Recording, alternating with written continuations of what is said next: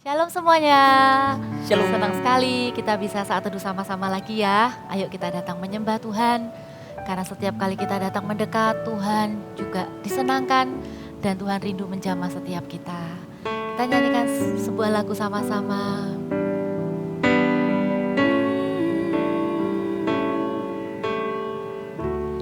Thanks for your stubborn love for me.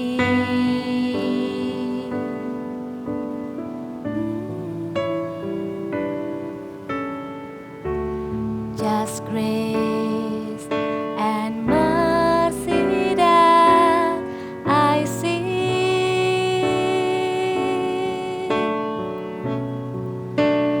From my heart comes a simple song. With desire I will sing. Jesus, I love you.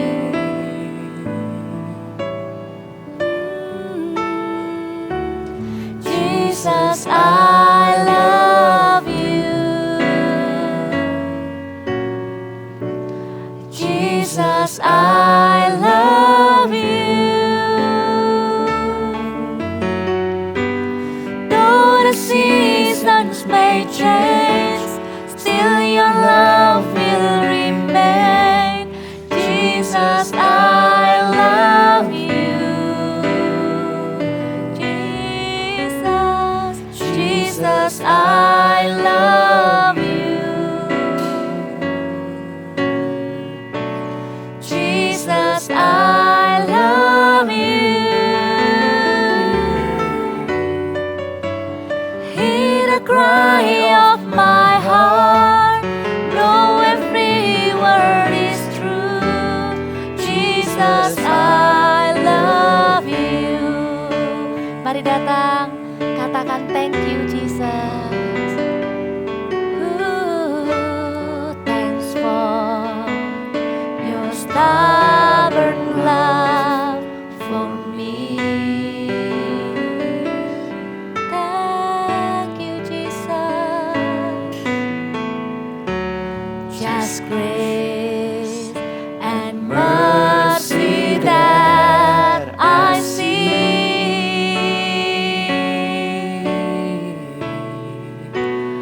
From my heart comes a simple song. With desire I will sing.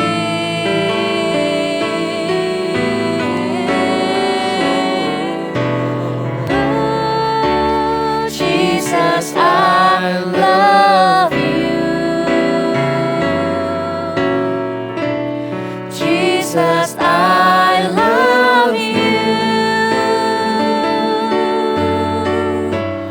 Though the seasons may change, still your love will remain. Jesus, I love you. Yes, we really do. Jesus, I love you. Jesus, I love you. Hear the cry of my heart. Know every word is true. Jesus, I love you. Mari sambil mengangkat tangan, kita serukan lagi. Jesus, I love you. Kami mengasihimu Yesus.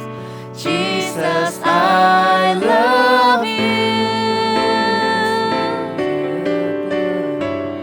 Though the seasons may change, still your love will remain. Jesus, I love you. Jesus, I love you. Jesus, I love you. Hear the cry of my heart. Know Jesus, I love you. Hear the cry of my heart. Hear the cry of my heart. Know every word is true. Jesus, I love you. Jesus, I love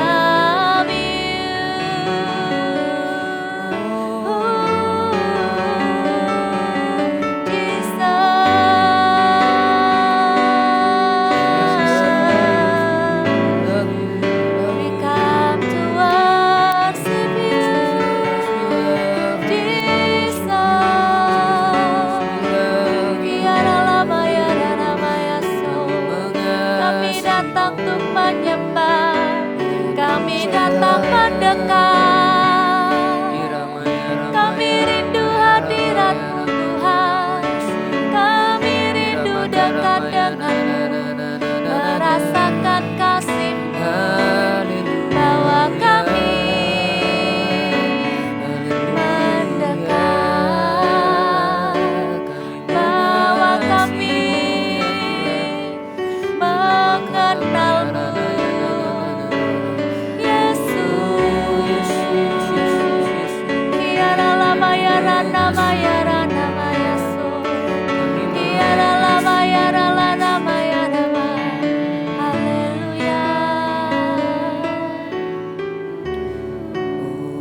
Kami mengasihi-Mu ya Tuhan.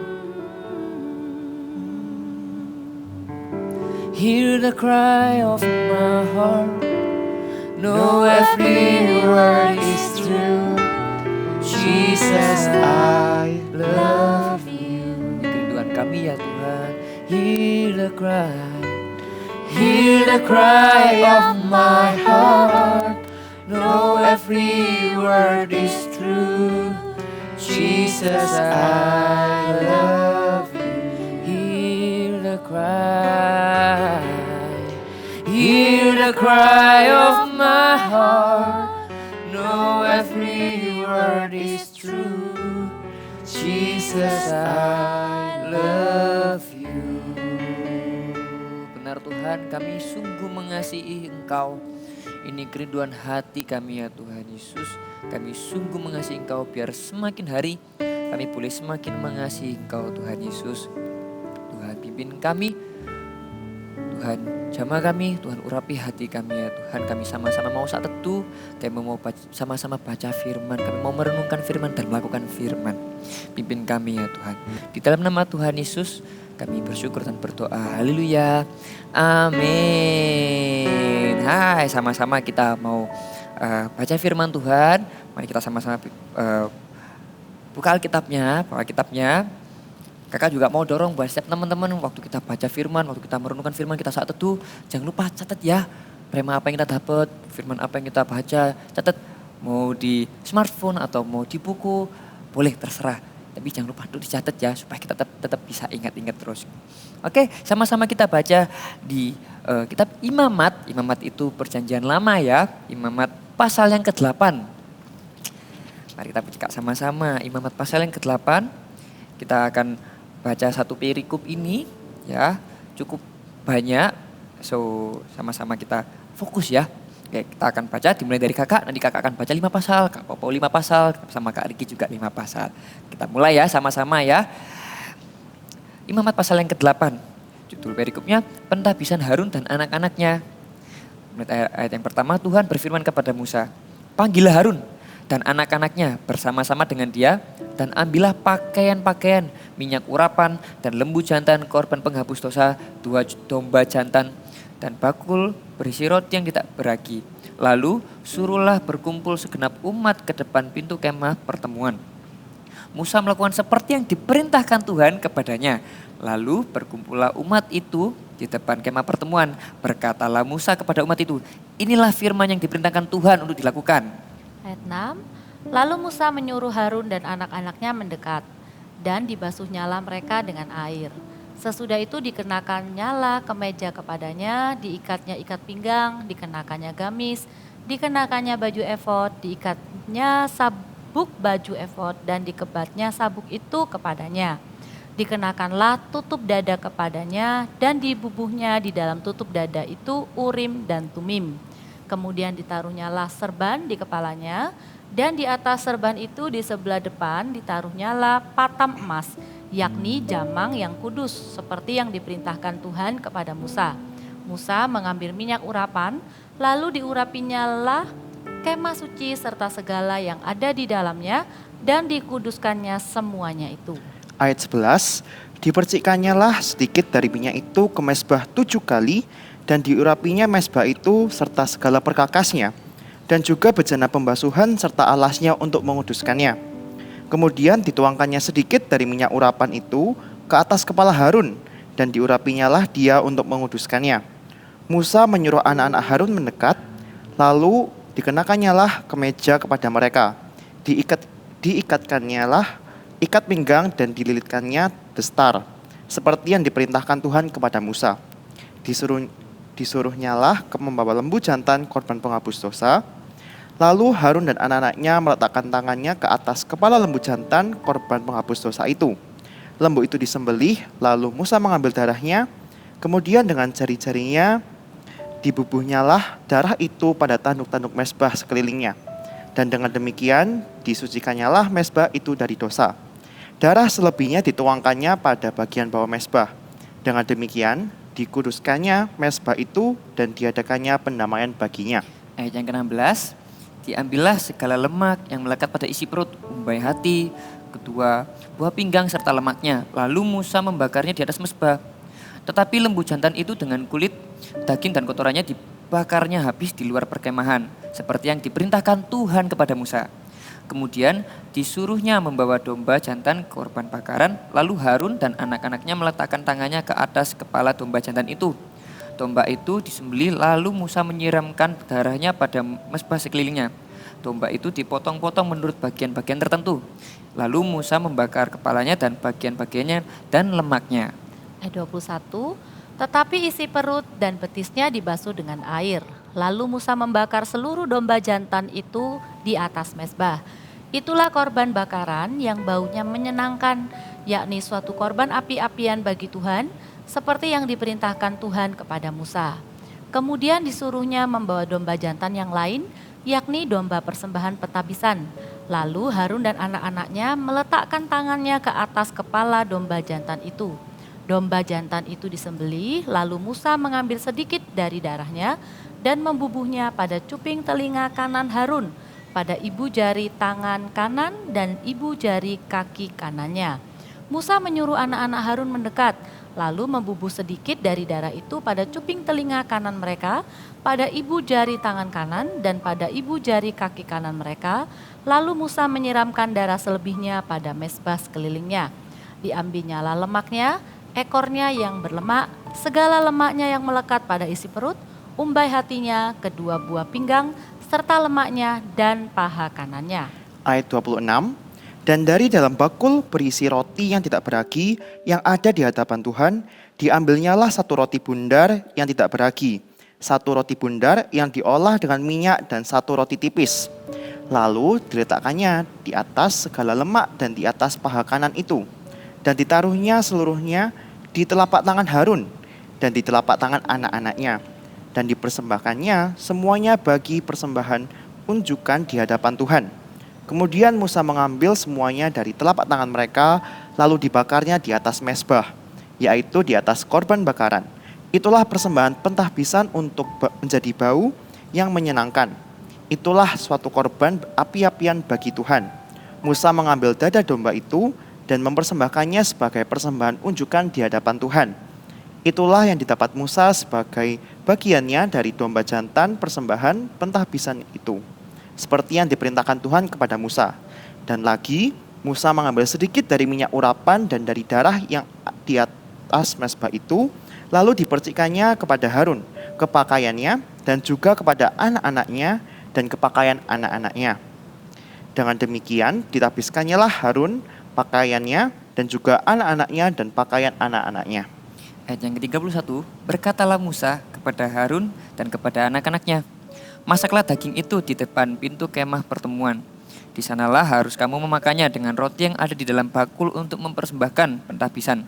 Seperti yang telah kuperintahkan dengan berkata, Harun dan anak-anaknya haruslah memakannya. Dan apa yang tinggal dari daging dan roti itu haruslah kamu bakar habis dengan api. Janganlah kamu pergi dari depan pintu kemah pertemuan selama 7 hari. Sampai kepada genapnya perayaan pentabisan, karena perayaan pentabisan akan berlangsung 7 hari lamanya. Seperti yang diperbuat pada hari ini, demikianlah juga diperintahkan Tuhan kamu perbuat kelak untuk mengadakan pendamaian bagimu. Di depan pintu kemah pertemuan haruslah kamu tinggal siang malam 7 hari lamanya. Dan kamu harus lakukan kewajibanmu terhadap Tuhan dengan setia, supaya janganlah kamu mati, karena demikianlah diperintahkan kepadaku. Ayat yang terakhir, maka Harun dan anak-anaknya melakukan segala firman yang diperintahkan Tuhan dengan perantaraan Musa. Amin. Wow, cukup panjang ya. Cukup panjang, tapi kakak waktu baca sama kalian sama-sama ini kakak cukup menikmati firman Tuhan ini. Di sini waktu kita lihat firman Tuhan, waktu kita baca dari awal gitu ya, kita tahu bahwa Musa ini seorang yang diutus Tuhan untuk jadi pemimpin bagi Harun, bagi anak-anaknya Harun, bagi bangsa Israel. Di sini kita tahu bahwa Musa adalah pemimpin ya kan.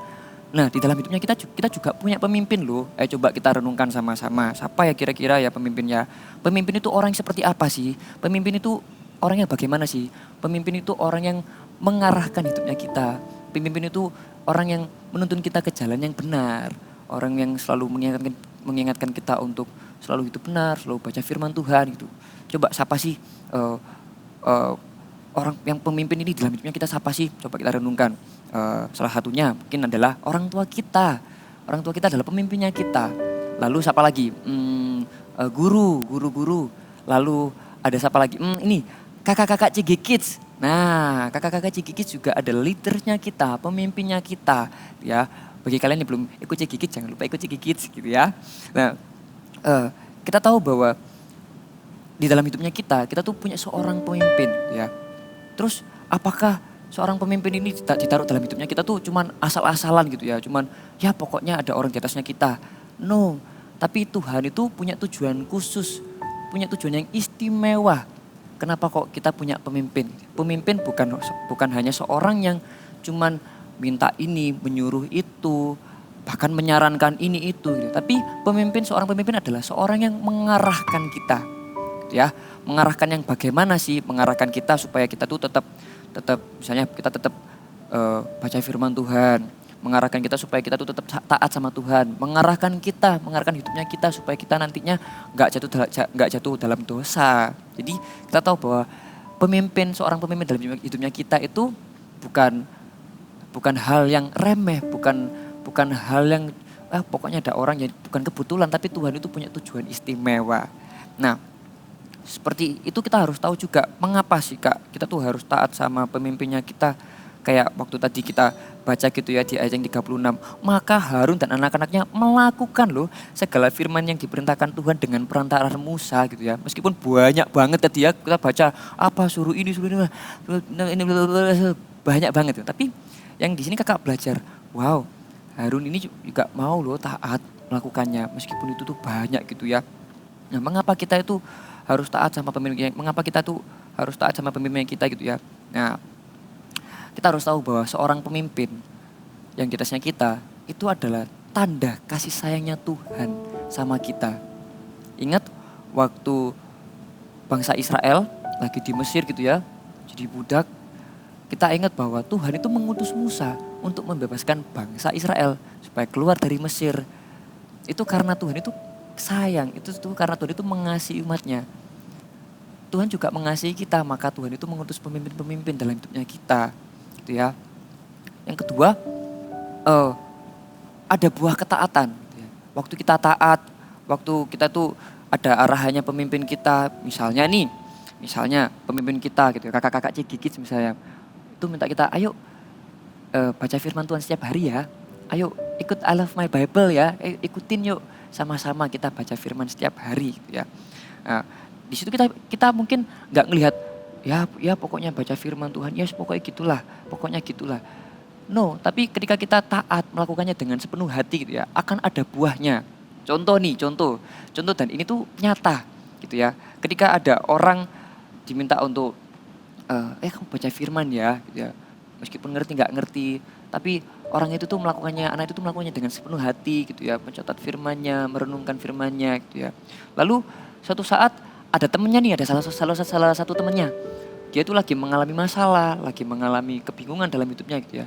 Lalu temennya ini cerita sama si anak yang A ini. Dia cerita, aku ngalamin ini, aku mengalami hal ini, aku bingung, gimana ya? Nah, pada saat itu kita ingat nih, oh ya, kita ingat firman yang kita baca.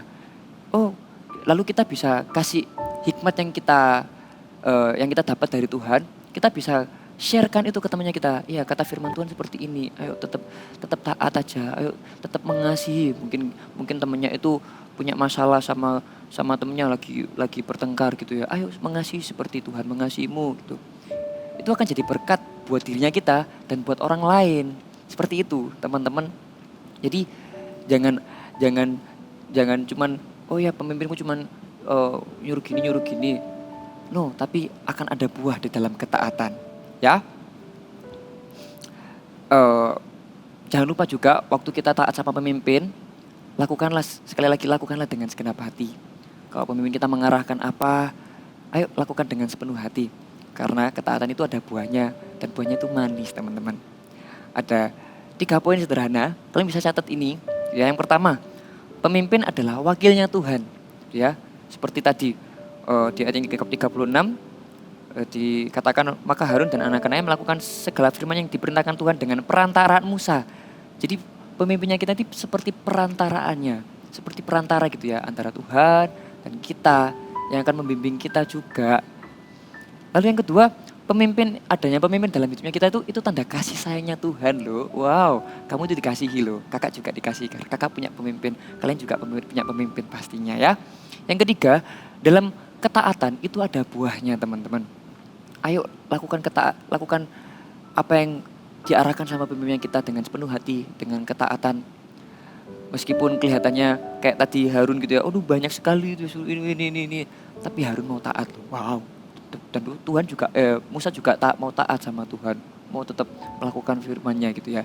Itu hal yang sangat luar biasa sekali. Kakak juga terberkati juga gitu ya, meskipun banyak tapi tetap mau melakukannya. Itu ya. Yang pertama, pemimpin adalah wakilnya Tuhan. Yang kedua, pemimpin itu pemimpin di dalam hidupnya kita itu tanda kasih sayangnya Tuhan. Yang ketiga, dalam ketaatan ada buahnya. So teman-teman, ayo sama-sama kita juga mau belajar untuk berdoa bagi pemimpinnya kita. Ya, karena pemimpinnya kita juga masih manusia, jadi kita tetap doakan mereka ya, sama-sama ya. Yuk sama-sama kita tutup Alkitabnya, kita berdoa sama-sama. Terima kasih Tuhan buat kasih sayang-Mu, buat kasih sayangnya Tuhan. Kami tahu bahwa ketika ada pemimpin dalam hidupnya kita, itu salah satu tanda Tuhan itu sayang sama kita. Though the seasons may change, still your love will remain. Jesus, I love you. Jesus, I love you. Jesus, I love you. Oh, hear the cry of my heart. Know every word is true. Jesus, I love you. Terima kasih Tuhan. Terima kasih buat kasih sayang-Mu kepada kami semua. Dan ajar kami untuk jadi orang-orang yang taat, untuk jadi pribadi yang taat kepada orang-orang yang telah Kau utus dalam hidupnya kami, dalam hidupnya kita semuanya. Pemimpinnya kita, orang tuanya kita, kakak-kakak CG Kids. Ajar kami untuk taat ya Tuhan. Ajar kami untuk taat, ajar kami untuk melakukannya dengan segenap hati. Terima kasih ya Tuhan, rapi hati kami ya. Dan kami berdoa Tuhan, kami berdoa buat pemimpin-pemimpin kami ya Tuhan. Kami berdoa buat semua leader-leader kami. Kami berdoa Tuhan, berikan mereka hikmat lebih lagi. Berikan mereka benar-benar hati yang benar-benar mau mengembalakan dan mau memuridkan setiap kami semuanya. Tuhan, urapi mereka lebih lagi ya. Kami mengasihi pemimpin kita, kami mengasihi pemimpin kami mengasihi-Mu juga Tuhan. Terima kasih. Kami bersyukur padamu ya Allah Bapa. Di dalam nama Tuhan Yesus, Kami berdoa dan mengucap syukur. Haleluya. Amin. Oke, so kita belajar banyak hari ini. Kita mau taat sama pemimpin karena mereka lah yang berjaga-jaga atas hidup kita. Itu adalah bukti bahwa Tuhan mengasihi hidup kita dan juga Tuhan mengirimkan mereka atas hidup kita. Dan ketika kita taat pada pemimpin, itu juga akan pasti berbuah nantinya. Dan kalau mungkin ada yang bingung tadi kalian, siapa kakak CG Kids? Nah, itu berarti tandanya kalian belum join CG Kids dan kalian bisa join loh dengan cara klik link di bawah ini. Kalian bisa daftar untuk join CG Kids. Dan juga kalau mungkin kalian ada yang mau didoain, lagi ada masalah, kalian juga bisa isi form di bawah ini untuk setiap dari kakak-kakak akan membantu mendoakan kalian. Oke deh kalau gitu, see you and God bless you. Bye-bye. Berikut adalah cara penggunaan aplikasi I Love My Bible. Masuk ke aplikasi GMS Church, di bagian home akan muncul tampilan untuk aplikasi I Love My Bible. Klik pilihan bahasa jika Anda memiliki preferensi bahasa tertentu. Ada 2 pilihan bahasa yang disediakan, yaitu bahasa Indonesia atau bahasa Inggris. Pilih versi yang akan digunakan umum atau anak-anak. Untuk anak-anak ada 2 versi, yaitu Super Trooper untuk usia 3-9 tahun dan Voltage untuk usia 9-13 tahun. Klik pembacaan kitab mulai dari urutan kitab yang paling awal, yaitu kitab Kejadian. Pilih minggu pertama dan Anda dapat membaca sesuai urutan mulai dari pengetahuan tentang kitab, intro sebagai tema pengantar dalam 1 minggu, dan hari ke-1 sebagai menu pembacaan hari tersebut. Download template arah untuk Anda dapat membagikan ayat, rema, aplikasi, dan harapan yang Anda dapatkan dari pembacaan hari itu di media sosial. Jangan lupa centang checklist sebagai penanda bahwa Anda sudah menyelesaikan pembacaan kitab hari itu dan lanjutkan checklist sampai pembacaan selesai. I Love My Bible, baca Alkitab setiap hari.